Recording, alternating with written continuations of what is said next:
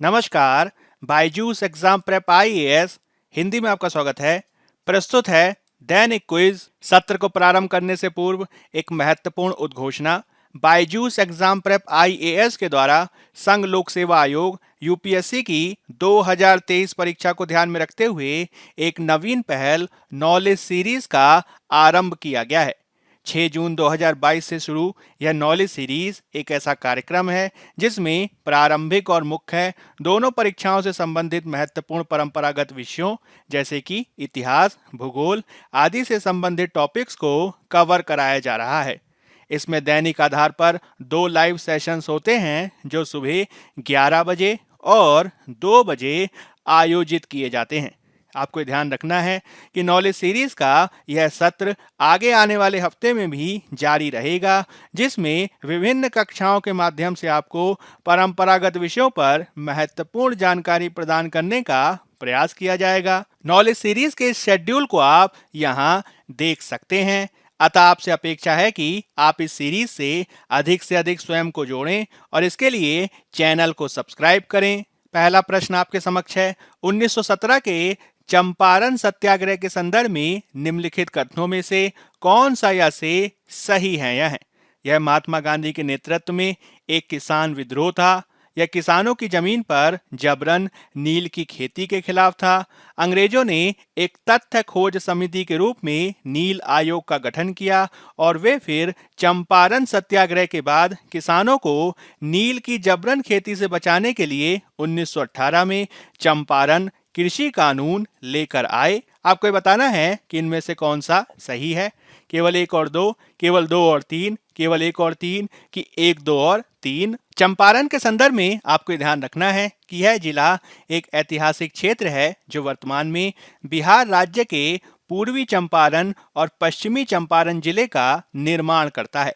1914 और 1916 में इस क्षेत्र के किसानों ने अंग्रेजों के द्वारा उन पर नील की खेती के लिए जो शर्तें लगाई गई थीं, उनके खिलाफ विद्रोह कर दिया। पंडित राजकुमार शुक्ल ने महात्मा गांधी जी को इस क्षेत्र में आने के लिए राजी किया और गांधी जी की यात्रा के परिणाम स्वरूप चंपारण सत्याग्रह को देखा गया। इसमें गांव का एक विस्तृत सर्वेक्षण और अध्ययन आयोजित किया गया था, जहां गांधी जी के चुने हुए प्रतिष्ठित वकीलों जैसे कि बाबू ब्रजकिशोर प्रसाद, डॉक्टर अनुग्रह नारायण सिन्हा और राजेंद्र प्रसाद आदि ने नील किसानों की दुर्दशा, अत्याचार और पीड़ा के भयानक प्रकरणों की सामान्य स्थिति का लेखा जोखा रखा। इसमें गोरे बागान मालिकों ने चंपारण के किसानों से एक अनुबंध के आधार पर यह निश्चित करा लिया था कि उन्हें अपने जमीन के 3/20 भाग, जिसे 3 कठिया कहा जाता था, उस पर खेती करना अनिवार्य होगा और इस रूप में 3 कठिया पद्धति के रूप में उन्हें नील की खेती जबरन करनी पड़ती थी। गोरे बागान मालिकों ने किसानों की मजबूरी का फायदा उठाकर उन्हें अनुबंध से मुक्त करने के लिए लगान और अन्य गैर कानूनी करों की दरों को भी मनमाने ढंग से बढ़ाया। किसानों के इसी उत्पीड़न के विरोध में गांधी जी ने चंपारण सत्याग्रह प्रारंभ किया था। अंततः बागान मालिक अवैध वसूली का 25% वापस करने पर राजी हुए और इस प्रकार से गांधी के द्वारा चलाया गया यह पहला सत्याग्रह सफल रहा।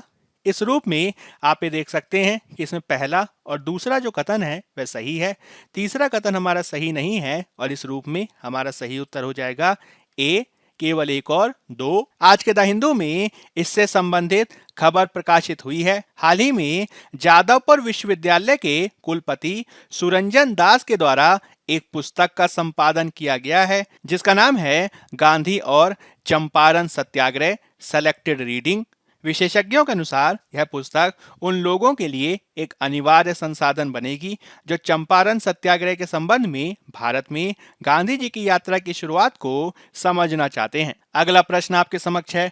कोणार्क सूर्य मंदिर के संबंध में निम्नलिखित कथनों पर विचार कीजिए। ऐसा माना जाता है कि इसे 13वीं शताब्दी ईस्वी में पूर्व गंग वंश के राजा नरसिंह देव प्रथम ने बनवाया था। यह मंदिर निर्माण की कलिंग वास्तुकला शैली पर आधारित है। यह एक नामित यूनेस्को विश्व धरोहर स्थल है। आपको बताना है कि इन कथनों में से कौन सा सही है। केवल 1 और 2, केवल 2 और 3, केवल 1 और 3 कि 1, 2 और 3। जब हम बात करते हैं कोणार्क सूर्य मंदिर की तो आपको ध्यान रखना है कि यह पुरी के पवित्र शहर के पास पूर्वी उड़ीसा में अवस्थित है। 13वीं शताब्दी में राजा नरसिंह देव प्रथम, जिनका कार्यकाल 1238 से 1264 माना जाता है, उनके द्वारा इस मंदिर का निर्माण करवाया गया और यह मंदिर गंग साम्राज्य की ताकत और स्थिरता के साथ ऐतिहासिक परिवेश की मूल्य प्रणालियों का भी प्रतिनिधित्व करता है। मंदिर को एक विशाल रथ के आकार में बनाया गया है जो सूर्य देवता को समर्पित है। कोणार्क मंदिर व्यापक रूप से न केवल अपनी स्थापत्य की भव्यता के लिए बल्कि मूर्तिकला के काम की जटिलता और गहनता के लिए भी जाना जाता है।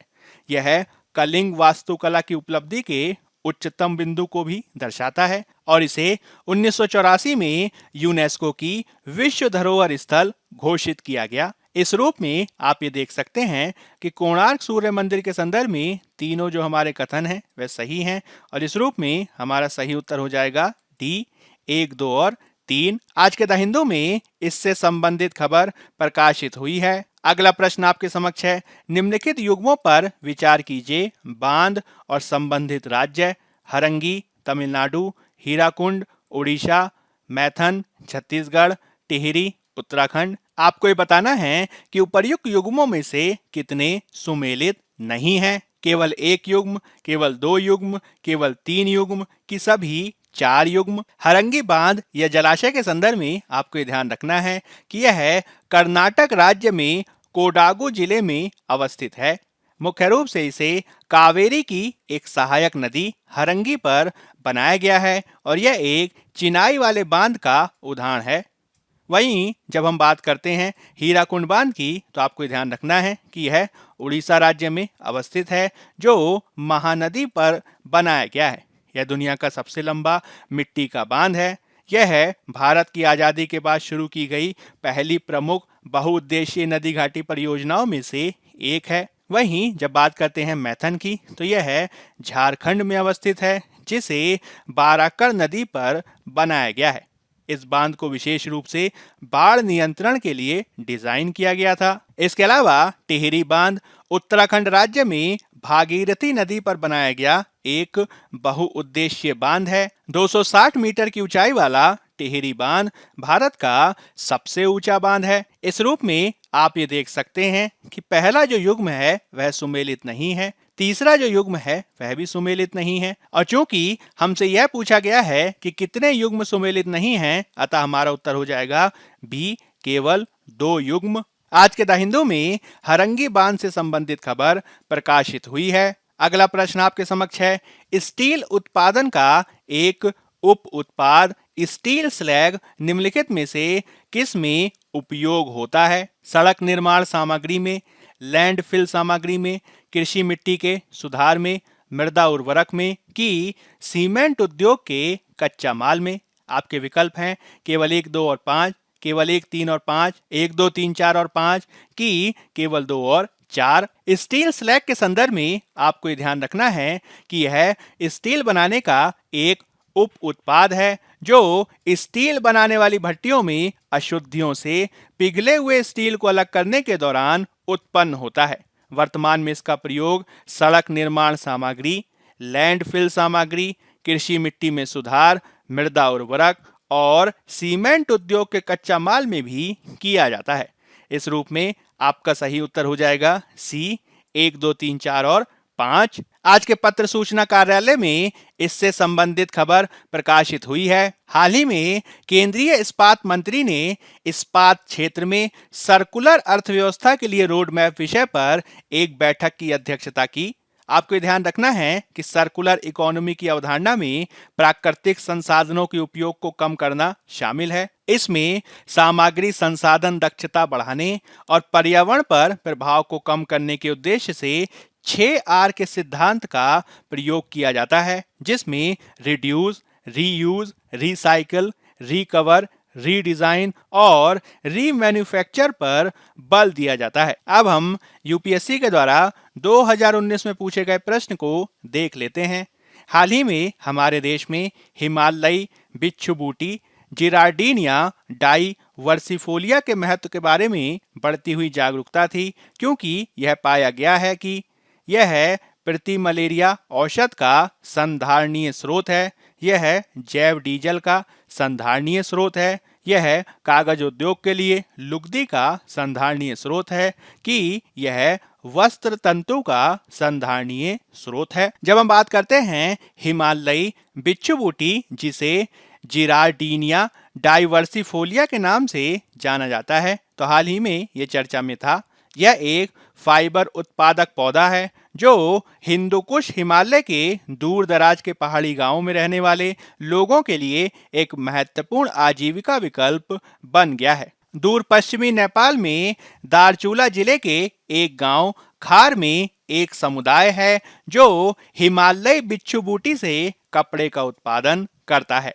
कपड़े और उससे बनी चीजें स्थानीय और साथ ही राष्ट्रीय और अंतर्राष्ट्रीय बाजारों में उच्च उत्पादों के रूप में बेची जाती हैं, और इस रूप में हमारा सही उत्तर हो जाएगा डी। यह है वस्त्र तंतु का एक संधारणीय स्रोत है। अब हम आज के तथ्य यानी फैक्ट ऑफ द डे को देख लेते हैं, जिसमें हम बात करेंगे भारत में जीव जंतु और फूलों की नई खोजों पर, जो आज के द हिंदू में प्रकाशित हुआ है। भारत ने 2021 में अपने जीव डेटाबेस में 540 प्रजातियों को जोड़ा, जिससे जानवरों की कुल प्रजातियों की संख्या 1,03,258 तक हो गई है। 540 जीवों की प्रजातियों में से 406 नई खोज हैं, और इसमें 13 नई प्रजातियों की भी खोज की गई है। खोजी गई नई प्रजातियों में स्तनपायी प्रजातियों में से एक प्रजाति, 35 सरीसृप और मीन की 19 प्रजातियां हैं। जो नई स्तनपायी प्रजाति की खोज की गई है उसे अंडमान और निकोबार द्वीप समूह के नारकोंडम द्वीप से खोजा गया है। 2021 में खोजे गए सरीसृपों में तमिलनाडु के पश्चिमी घाट से बोइगा व्हाइट कैरी या फिर जिसे व्हाइटेकर कैट स्नेक के नाम से जाना जाता है, वह उल्लेखनीय है।